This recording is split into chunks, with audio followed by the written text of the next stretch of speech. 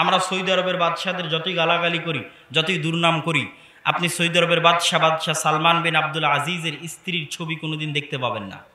Search দেন গুগলে গিয়ে যে ওয়াইফ অফ সালমান বিন আব্দুল আজিজ, পাবেন না। এবং কোনোদিন কোনো সফরে বোরখা পরা অবস্থাতেও সালমান বিন আব্দুল আজিজের স্ত্রী তার সাথে দাঁড়িয়ে আছে এরকম কোনো ছবি খুঁজে পাবেন না। গোটা ফেসবুক, ইউটিউব, টুইটার, গুগলে পাবেন না। তার ছেলে মোহাম্মদ বিন সালমান, যাকে মানুষ অনেক গালিগালাজ করে, তার স্ত্রীরও কোনো ছবি আপনি খুঁজে পাবেন না। যদি সার্চ দেন সব ফেক এবং ভুয়া। তার স্ত্রীর সাথে তার কোনো ছবি, জনসম্মুখে কোনো দেশ সফর করতে গেছে সাথে স্ত্রী আছে, এরকম কোনো ছবিও পাবেন না। শুধু তাই নয়, ইসলামী সমাজে, মুসলিম সমাজে যে মায়ের সম্মান যত বেশি, যেই পরিবার যত উঁচু, যেই পরিবার যত সম্ভ্রান্ত, যেই পরিবার যত দামি, তাদের মা এবং বোনেরা ততটা আড়ালে, ততটা পর্দায়, ততটা নিরাপদে, ততটা চোখে দেখা যায় না, ততটা ধরা যায় না, ততটা সস্তায় পাওয়া যায় না, ততটা দামি, ততটা মূল্যবান। তার আরও একটা উদাহরণ নেন। আরব আমিরাতের বাদশাহ মোহাম্মদ বিন রাশেদ আল মখতুম অথবা মোহাম্মদ বিন জায়েদ আল নাহিয়ানের মায়ের পাসপোর্ট পর্যন্ত তৈরি করা আছে বিনা ছবিতে। আপনি সার্চ দিয়ে দেখতে পারেন, আজকে আমি বলে গেলাম, আপনি সার্চ দিয়ে দেখতে পারেন তারা তাদের মায়ের পাসপোর্ট তৈরি করেছে রাজকীয় ক্ষমতায়। অন্য দেশগুলোকে বাধ্য করেছে যে আমার মায়ের পাসপোর্ট ইস্যু করলাম বিনা ছবিতে। যখন তোমার ইমিগ্রেশন ক্রস করবে তখন বিনা ছবিতে আমার মায়ের পাসপোর্ট, বিনা ছবিওয়ালা মায়ের পাসপোর্ট দিয়ে তোমার ইমিগ্রেশন ক্রস করতে দিতে হবে। তাহলে এবার বুঝেন, যেই পরিবারের মর্যাদা যত বেশি, যত উপরে, তারা যারা যত স্বাধীন, যত সম্ভ্রান্ত, তাদের মা এবং বোনেরা তত দামি, তত ঢাকা, তত পর্দায়, তত রানী, তত রাজকুমারী। আপনি আজ প্রধানমন্ত্রী শেখ হাসিনার সাথে যখন ইচ্ছা তখনই সাক্ষাৎ করতে পারবেন না, চাইলেই সাক্ষাৎ করতে পারবেন না, চাইলেই ফোন দিতে পারবেন না। কেন? উনি দানবী, ওনার প্রোটোকল আছে, সেই প্রোটোকল মেইনটেইন করে তার সাথে সাক্ষাৎ করতে হয়, সেই প্রোটোকল মেইনটেইন করে তাকে ফোন কলে পেতে হয়। কিন্তু আমাদের মা এবং বোনেরা এত সস্তা হয়ে গেছে, এত ফাতরা হয়ে গেছে যে রাস্তাঘাটে যেখানে সেখানে যে কোনো পুরুষ তাকে দেখতেও পারে, তাকে পেতেও পারে, তাকে কল দিলে কথাও বলতে পারে। তাহলে এটা হচ্ছে ইসলামে একজন মা এবং বোনের অবস্থান ইসলামী সমাজে কোথায়, এটা কিন্তু আমরা বুঝতেও পারি না, ভাবিও না। আমরা আমাদের মা এবং বোনদেরকে নিচে নামাতে নামাতে নামাতে নামাতে কোথায় নামিয়েছি জানেন? 2টা টাকার জন্য গার্মেন্টসে পাঠিয়েছি চাকরি করতে। নাউজুবিল্লাহ। এই জন্য আমি নীলফামারীতে বক্তব্য দেওয়ার সময় বলেছিলাম যে যে যুবক বিবাহ করতে চায় এবং আপনাদের যাদের মা এবং বোনেরা বাইরে কাজ করে, এই ধরনের নিম্নমানের সম্মানের কাজের কথা আমি বলছি না, রাস্তাঘাটে গিয়ে কাজ করে, গার্মেন্টসে গিয়ে কাজ করে, এই ধরনের নিম্নমানের কাজ করে যেটার সাথে মেধা এবং যোগ্যতার অতটা সম্পর্ক নেই। কেন মেধা এবং যোগ্যতার সম্পর্ক নেই? আজকে আমার এবং আপনার মা এবং বোন 6,000 টাকার বেতনে গার্মেন্টসের কাজ করে দেয় বলেই গার্মেন্টস শিল্প বাংলাদেশে টিকে আছে।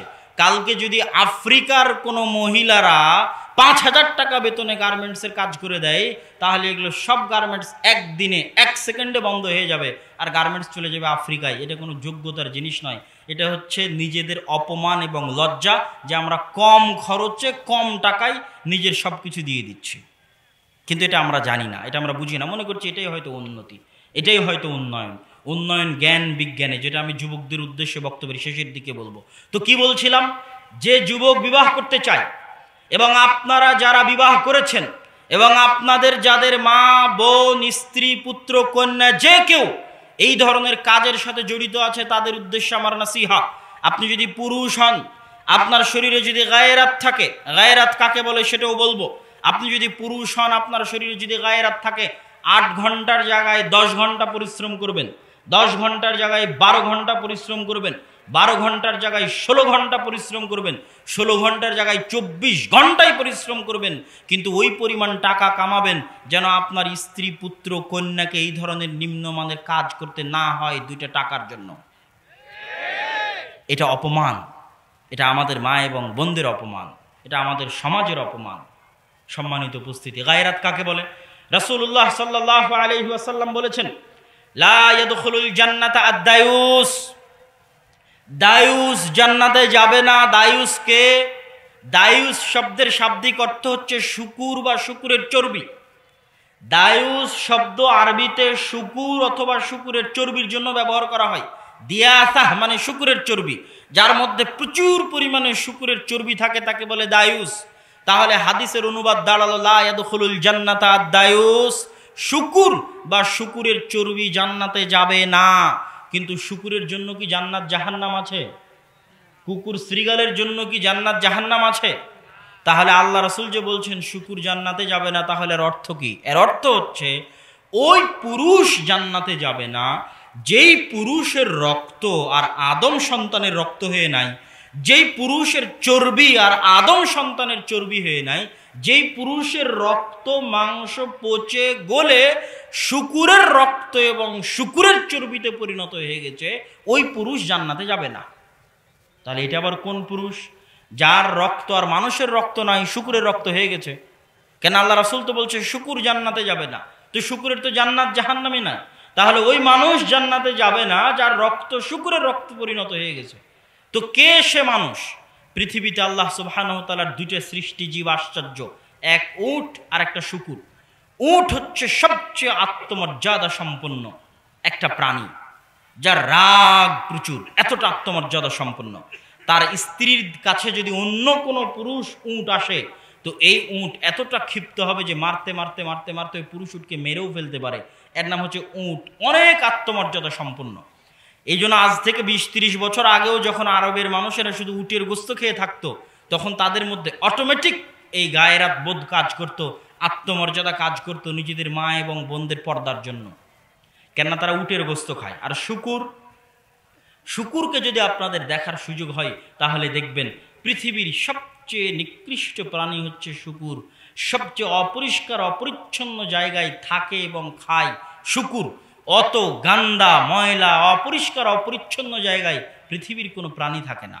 শুধু তাই নয়, অপর শুকুরের নিতম্ব থেকে, পিছন থেকে গু পেশাব পায়খানা চেটে খেতেও আর এক শুকুরের দ্বিধাবোধ হয় না। এমনকি ওই শুকুরের স্ত্রী যে, তার সাথে যদি অন্য পুরুষ শুকুরও এসে খারাপ কাজ করে, তবু এই শুকুরের কোনো দ্বিধাবোধ হয় না। শুকুর এই ধরনের নিম্নমানের অপরিষ্কার অপরিচ্ছন্নওয়ালা ঘৃণিত নিম্ন শ্রেণীর একটা প্রাণী। এই জন্য পৃথিবীতে যারা এই শুকুরের গোস্ত খাবে তাদের চরিত্র ওই রকম হয়ে যাবে। ইউরোপ আমেরিকার মানুষ যারা শুকুরের গোস্ত খায় প্রচুর পরিমাণে, তাদের চরিত্র ওই রকমই হয়ে গেছে।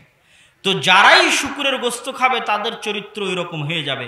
কিন্তু আমাদের সমাজে এমনও মানুষ আছে যারা শুকুরের গোস্ত খায় না ঠিকই, কিন্তু তাদের চরিত্র চাল চলন এই শুকুরের মতো হয়ে গেছে। কিভাবে? তারা বিবাহ করেছে মোহর দিয়ে, তারা টাকা পয়সা ইনকাম করে, নিজেকে পুরুষ বলে দাবি করে, অথচ পুরুষ বলে দাবি করার পরেও তাদের স্ত্রীরা বেপর্দায় রাস্তাঘাটে ঘুরছে, তাদের মেয়েরা বেপর্দায় রাস্তাঘাটে ঘুরছে।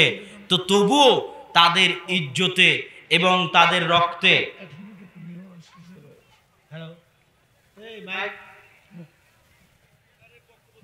গোবিন্দগঞ্জ মেয়র সাহেবের আগমন, শুভেচ্ছা স্বাগত।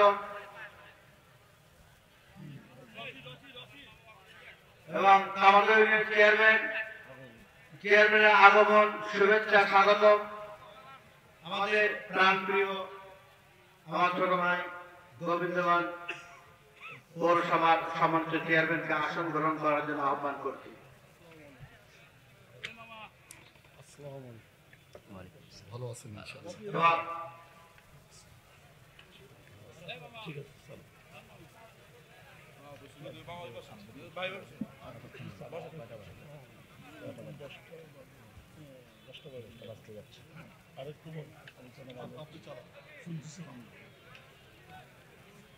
সম্মানিত উপস্থিতি, আমি আপনাদের সামনে আলোচনা করছিলাম যে রাসূল সাল্লাল্লাহু আলাইহি ওয়াসাল্লাম বলেছেন, আদ-দায়ুস যারা, তথা শুকুরের রক্ত এবং চর্বি জান্নাতে যাবে না। তো শুকুরের রক্ত এবং চর্বির তো জান্নাত জাহান্নাম নেই। তাহলে ওই মানুষ জান্নাতে যাবে না যেই মানুষের রক্ত আর মানুষের রক্ত নয়, শুকুরের রক্ত হয়ে গেছে। তো সেটা কোন মানুষ? শুকুর যেমন অপরিষ্কার অপরিচ্ছন্ন নোংরা ময়লা জায়গায় থাকে, এবং শুকুরের যেমন এতটুকু লজ্জা কাজ করে না যে আরেকজনের নিতম্ব থেকে পেশাব পায়খানা চেটে খাবে, এবং শুকুরের যেমন এতটুকু লজ্জা কাজ করে না যে তার স্ত্রীর সাথে আর 10 জন শুকুর কি করলো এইটা নিয়ে যেমন তার দ্বিধাবোধ কাজ করে না, যেমনটা বিপরীতভাবে উটের ক্ষেত্রে কাজ করে। উট অনেক গায়রাতওয়ালা আত্মমর্যাদা সম্পূর্ণ প্রাণী। তো পৃথিবীতে বহু মানুষ আছে যারা বিবাহ করার পরও, মোহরানা দিয়ে বিবাহ করার পরও তাদের স্ত্রী পরপুরুষের সাথে হাসি মুখে কথা বললে তাদের রক্তে সরিষা সম পরিমাণ কাজ করে না। তাদের মেয়েরা বেহায়া বেপর্দা হয়ে রাস্তাঘাটে চলাফেরা করলে তাদের রক্তে সরিষা সম পরিমাণ কাজ করে না। তার অর্থ হচ্ছে তাদের রক্ত আর মানুষের রক্ত নেই, তাদের রক্ত পচে গলে দুর্গন্ধযুক্ত শুকুরের রক্তে পরিণত হয়ে গেছে। না হলে মানুষ মাত্রই, স্বাভাবিকভাবে পুরুষ মাত্রই, পৃথিবীর যে কোনো ধর্মের, যে কোনো বর্ণের, যে কোনো রঙের পুরুষ মাত্রই যদি তার বৈধ স্ত্রীর সাথে অন্য কোনো পরপুরুষ অবৈধ সম্পর্ক করে তার অন্তরে কষ্ট লাগে পুরুষ মাত্র।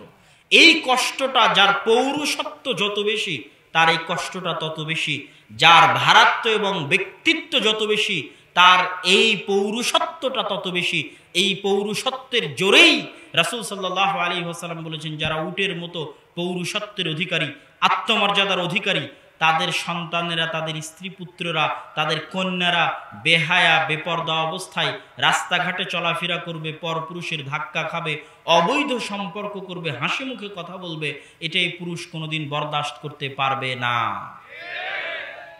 সম্মানিত উপস্থিতি, আমরা কি আলোচনা করছিলাম? আমরা আলোচনা করছিলাম ইসলামী সমাজ ব্যবস্থায় একজন মা এবং বোনের অবস্থানটা কোথায়, আর একটা বস্তুবাদী সমাজ ব্যবস্থায় মা এবং বোনের অবস্থানটা কোথায়। বস্তুবাদী সমাজ ব্যবস্থায় আমরা দেখেছি মা এবং বোনের অবস্থান হচ্ছে প্রোডাক্ট, পণ্য। আর পণ্য মানে যতক্ষণ চেহারা আছে ততক্ষণ সম্মান আছে। যেই দিন চেহারা নষ্ট হয়ে যাবে, 35-40 পার হয়ে যাবে, ওই দিন বস্তুবাদী সমাজ ব্যবস্থা ওই মেয়েকেই যাকে মাথায় তুলে নাচতো তাকে ডাস্টবিনে ফেলে দিবে। এটাই পৃথিবীর নিয়তি।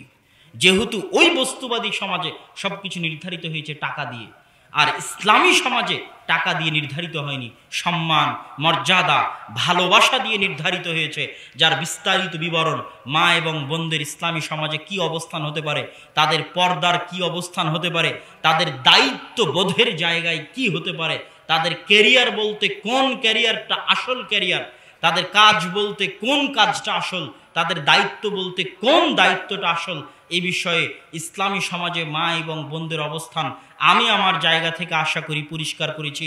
এবার আমরা চলি পরের পর্বে। আমাদের ইসলামী সমাজে যুবকদের অবস্থান কোথায়, তরুণ এবং যুবকদের কি দায়িত্ব, তরুণ এবং যুবকদের কি কাজ।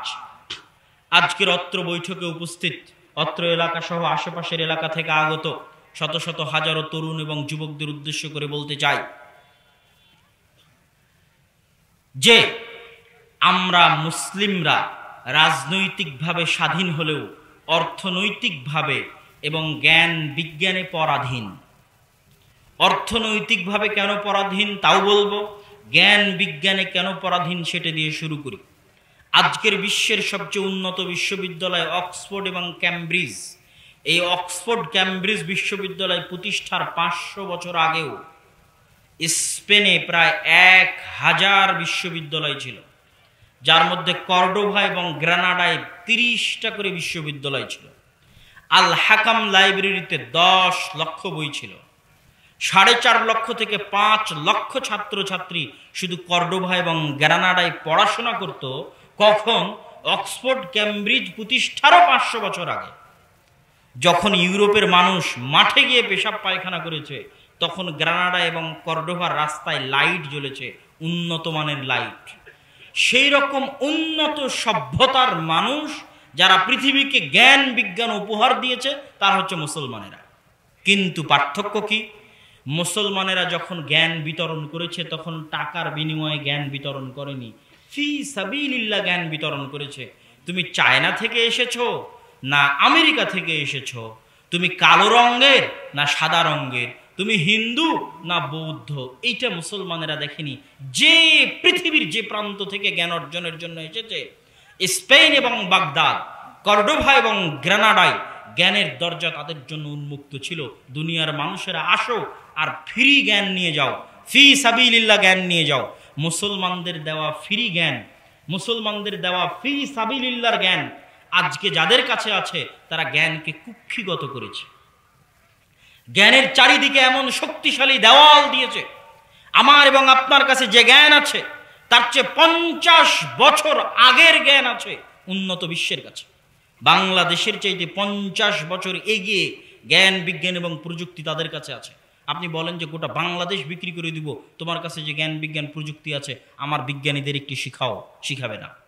এইরকমও নজির আছে পৃথিবীতে। আপনি গুগলে সার্চ দিয়ে দেখতে পারেন, মুসলিম দেশ উন্নত বিশ্বের কাছে বিমান কিনেছে, ফাইটার বিমান।